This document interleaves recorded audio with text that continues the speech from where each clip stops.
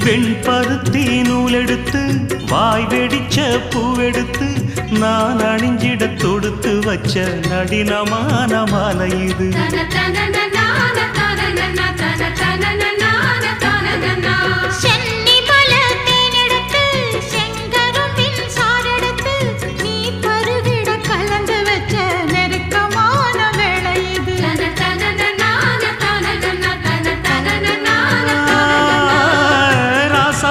உடம்பிருக்கும் ரவிக்க துணி நானாக அன்னாடம் சூடி கொள்ள ஆசை வச்சாகாதா.